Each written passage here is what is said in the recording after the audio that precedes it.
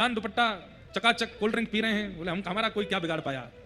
बोले भैया यमराज ने सोचा संसार के डंडे से नहीं बेटा, यम डंडे से होगी तुम्हारी पिटाई। तो संसार में अगर तुम्हारे कर्म फल नहीं आए हैं तो नरक में आएंगे।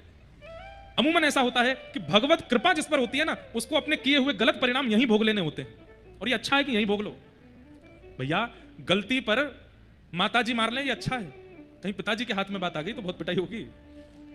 ऐसे ही गलती होने पर अपने मार लें ये अच्छा है, क्योंकि समाज ने अगर मारा तो बहुत ज्यादा मारेंगे। ऐसी गलती होने पर यहीं कलयुग में ही सब कुछ निपट जाए ये अच्छा है। यहां अगर आपकी गलती का परिणाम नहीं आया अभी तक, तो भजन इसलिए करो कि हे नाथ मैंने 10 साल पहले एक अपराध किया था, अभी तक उसका मुझे दंड मिला नहीं है, मुझे नरक में नहीं भोगना, यहीं भोगवा दीजिए। नरक नहीं जाना, क्योंकि नरक का तो फिर हाईटेक है काम, बहुत ज्यादा सहन नहीं कर पाएंगे हम लोग। जाते सीधे ये सब कोई मनगढ़ंत बात नहीं है कि कढ़ाई में तला जाता, सब होता है। 28 प्रकार के नरक हैं। कितने प्रकार के? 28। कौन नरक जाता है सुनो, या ऐसा कहते हैं कि नरक से कौन बचता है। दोनों बातें हैं, दोनों बातें सुनिएगा। पहले सुनो कि नरक जाने वाले के लक्षण क्या हैं, और दूसरा सुनना नरक से बचने वालों के लक्षण क्या है। अत्यंत कोप कटुका च वाणी दरिद्रताम च स्वजनेषु वैरम नीच प्रसंग कुलहीन सेवा चिन्हानि देहे नरकम गतानाम। इधर देखो सब लोग, ये 6 चिन्ह हम आपको बता रहे हैं। ये 6 चिन्ह भी उन लोगों के हैं जो भजन भी कर लेते हैं और पाप भी करते हैं। इनके अलावा भी चिन्ह होते हैं, लेकिन इन 6 को ही सुन लीजिए।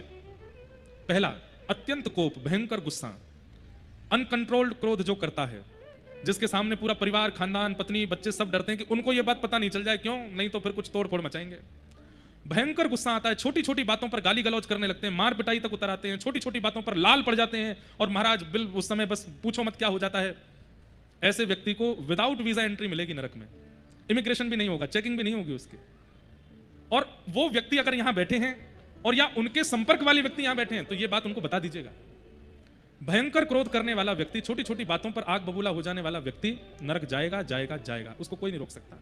क्यों? क्योंकि उसको तो क्रोध आता है, लेकिन वो कितनों के हृदय को विचलित कर देता है, कितनों के हृदय को ठेस पहुंचाता है।